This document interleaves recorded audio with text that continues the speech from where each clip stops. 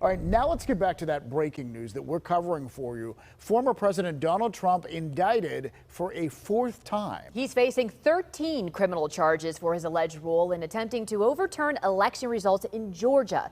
The Fulton County District Attorney speaking just a short time ago, and there is reaction that came in overnight that you need to know. So our John Shumway is live for us, and he's going to break it all down because there is a lot to this and a lot of people involved. Yeah, and a lot of this came in so late last night. Now, what we can tell you this morning is the former president and 18 allies and associates have been charged for allegedly trying to overturn the 2020 election results in the state of Georgia. Now, we're going to show you the list of the names. There they are. The list includes former Trump lawyers Rudy Giuliani, John Eastman, and Trump White House Chief of Staff Mark Meadows.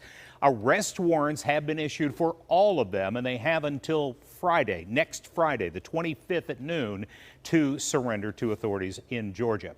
The list of counts against Trump include racketeering and solicitation of violation of oath by a public officer. Georgia District Attorney Fani Willis says that the racketeering charges come with prison time. And Willis says that she plans to try all 19 defendants together, and she's going to ask for a trial to start within 6 months. But she did note that the scheduling decisions clearly are up to the judge. An indictment is only a series of allegations based on a grand jury's determination of probable cause to support the charges. It is now the duty of my office to prove these charges in the indictment beyond a reasonable doubt at trial. Now, the indictment describes several schemes allegedly used by Trump and his co-defendants to attempt to reverse his election loss, including making false statements to state legislatures and top state leaders, creating fake electoral college documents, and recruiting supporters to cast false votes at the Georgia Capitol.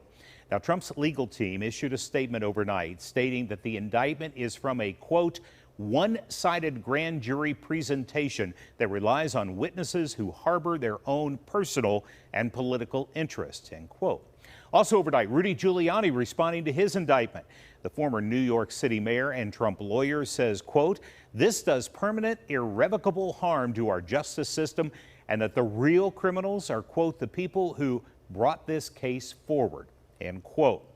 Now, the indictment adds to the 78 criminal charges Trump is already facing in 3 previous indictments. Trump has denied any wrongdoing, and unlike the other 3 criminal cases, this is in state court in Georgia, and cameras are expected to be allowed in the Fulton County courtroom. We also know that the former president will be fingerprinted. They will take a mugshot. In fact, the sheriff in Fulton County says when he does surrender, he's going to be treated like anybody else would in the criminal system there. It will be interesting to see whether his team can move this to federal court. Yeah. Which they would like to do. Yeah, because it would slow things down for them, and also there would be no cameras there. Yeah, we won't be able to see any reaction. No, we wouldn't. But for right now, it's in state court, and the arraignment and everything will be on camera. Yeah, a lot happened late last night, so thank you for bringing us up to date. We appreciate it, John.